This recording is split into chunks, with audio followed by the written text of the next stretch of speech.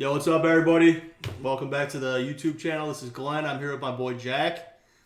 Welcome, Jack, to the channel. He's been a long-time buddy of mine. He's a former athlete, big into sports, huge addition to the channel. Welcome, Jack, to your first video. What's good, man? Appreciate Glenn and the gang. That's what it's all about. Hell yeah. So, all right, so first video of this kind, we're going to go into our best NFL bets of the weekend. We talked a little bit beforehand. I got 5 picks. Jack's got 3. And we're just going to tell you what our opinions are on some of these games this weekend. So I'll start it out. I'll give you 2 of mine. You can do all 3 of yours, and I'll wrap up with 3 of mine. So the first game I like the Chiefs, minus 7.5 in Miami. The only thing that gives me any kind of hesitation at all is that it's in Miami. It tends to be hot and humid down there. Sometimes teams that are traveling there, it's kind of a letdown spot. But I just think the Chiefs are too good. It's 7.5. Hopefully the hook doesn't kill me. But 54% of the public bets are on the Chiefs, but 79% of the money's on the Chiefs. That tells me that the pros are going big on the Chiefs here in this spot. So I like the Chiefs here. And then I got a prop for 4 of the 5 games.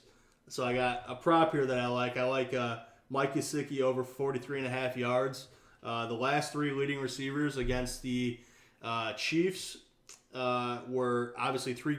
They're 3 good tight ends, but there were 3 tight ends. Noah Fant, Gronkowski, Darren Waller. Gesicki's not on their level. He maybe reminds me a little bit of Waller, but I like him to have a pretty good game. At least get that 43.5 yards and go over. So we'll go into the second game. Colts and Raiders. Once again, so Colts minus 3 at Raiders.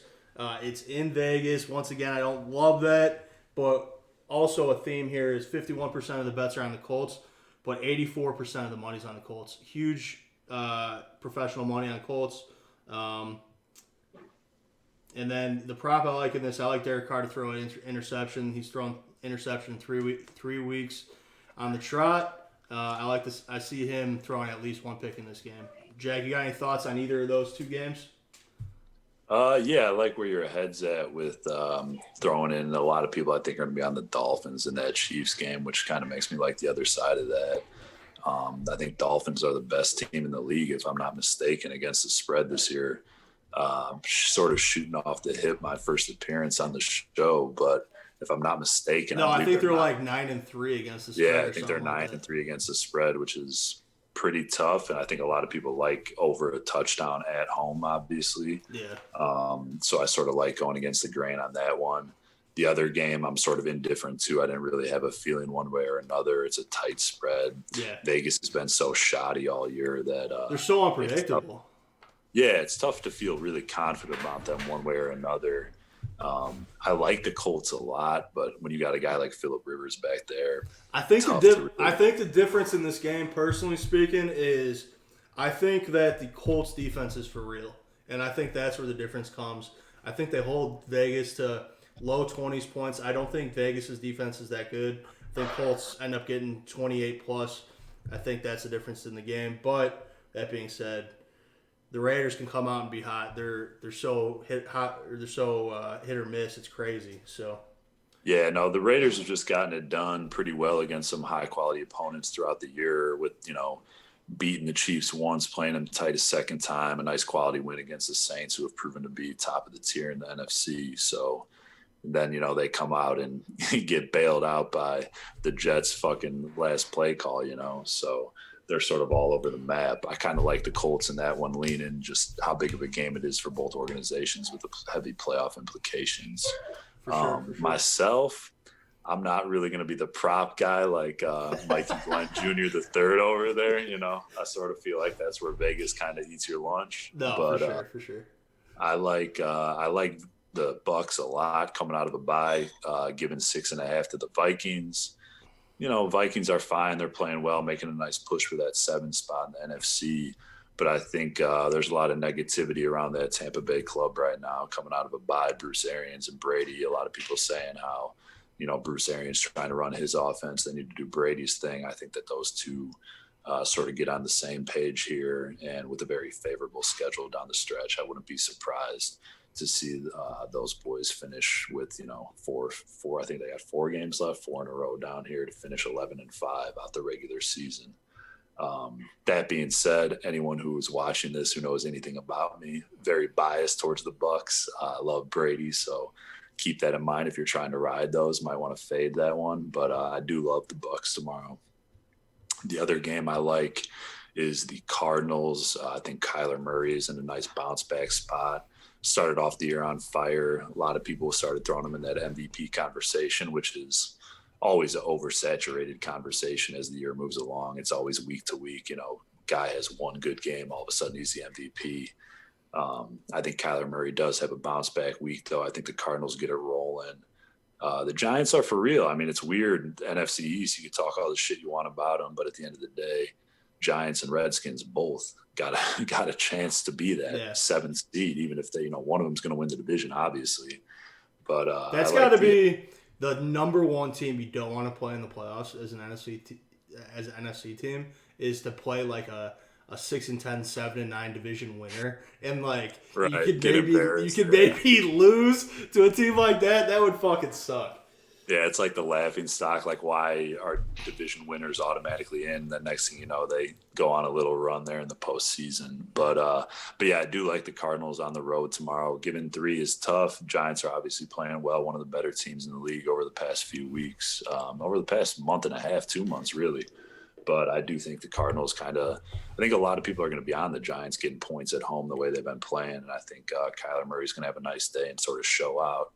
And then on that same breath, back to the way conversation changes, I think a lot of people, Josh Allen showed out on Monday night in front of the nation. Everyone's talking about the Bills and how good they look and this and that. And people are kind of harping on the Steelers, they're undefeated. And then all of a sudden, they're barely winning, games X, Y, and Z. And then it finally catches up to them against the Redskins. Bud Dupree, big loss on the defensive side of the ball. But I think a team that was undefeated until a couple hours ago getting points, I'll take that. So I like the Steelers in that Sunday night spot. I think a lot of people are riding a little too high on Josh Allen and the Buffalo Bills. They're a nice team. I think they got a good shot come postseason. They can play in all types of weather, which is huge, bodes well for the playoffs. But I really like the Steelers come out and run the ball a little better, and Ben Roethlisberger to kind of show out in a national game that, he's still something to be trifled with here as the season moves along. That's going to be a hell of a game. I'm looking forward to that one for sure. I think the Bills, to a much lesser extent, are somewhat inconsistent as well. I'll see games and I'll feel like they're world beaters, and then I'll see them like drop a game to a team they shouldn't. So I think they're a little inconsistent, but I do like Josh Allen. I'll as a fan, I'll just like to watch that game. And then my only other thought on the games is the Tampa Bay game. I like that it's an early game. It's a noon game, if I'm correct.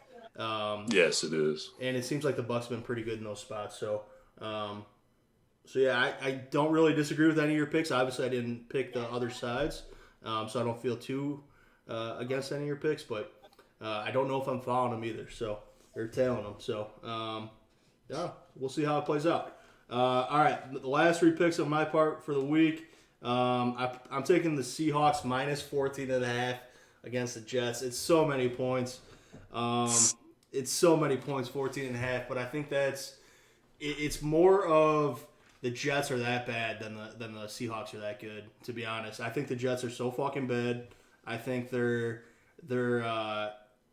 want to lose. They want to win 0 games so they can get Lawrence, and I don't see any way the Seahawks don't score a shitload of points. That being said, my prop, too, is 2.5 TDs over for Russell Wilson, plus 126. Mahomes played them a few weeks ago, put 5 TDs up. There were a couple other quarterbacks along the way between Mahomes and this week that have put 3+ up. So I like Russ to get at least 3 touchdowns there at plus money. And then, yeah, I mean, it's a shitload of points. It's not going to be a game where it's going to be never in doubt. It's always going to be in doubt, I think, just because it's such a big number. But that's the way I'm leaning is 14.5 for the Seahawks. Saints minus 7.5 against the Eagles. I think this is probably my lock of the week. The Eagles are not good. Their defense isn't bad, but they're not good. Their offense is terrible. Yeah, Jalen Hurts is going in, but he's going to be a young rookie playing his first start. The Saints have burned me so much this season because I've been betting against them. Breeze is getting old. Taysom Hill, he's not even a fucking quarterback. They've been given points. I mean, I've been betting against them so much, and I just came to the realization last week that New Orleans is just a good franchise. They got good coaching. They find ways to win. This year, their offense is maybe a little bit down between Michael Thomas holding out, Breeze shoulder giving away on them, and they have a great defense. I mean, that organization it's one of the top tier organizations in the league right now, in my opinion. And they're gonna. Yeah, no, I think you hit it on the head right there. I mean, 2 years in a row now. I mean, Breeze still doing his thing. No disrespect, but he goes down. I want to say they went 5-0 with Bridgewater, and now they're 3-0 with Taysom Hill. So you sort of just gotta, a lot of people kind of questioning Sean Payton when he said, "Hey, Taysom Hill's the guy over Jameis Winston." Sort of a, proven starter is a tough way to put it, considering his track record with the turnovers and whatnot, and his lack of success, if you will, in Tampa. But he had plenty of starts under his belt, opposed to Taysom Hill, who had thrown just about as many passes as you, I, or anybody else listening to this thing. Yeah. So, but I mean, you got to give credit where credit's due. Sean Payton said he's our guy. He's come out and they've won every game one way or another. It's crazy. I mean, they're just a good franchise. He's a good coach. They find a way to win. My prop bet on this one, I like Latavius Murray over 35.5 rush yards. Eagles' rush defense sucks.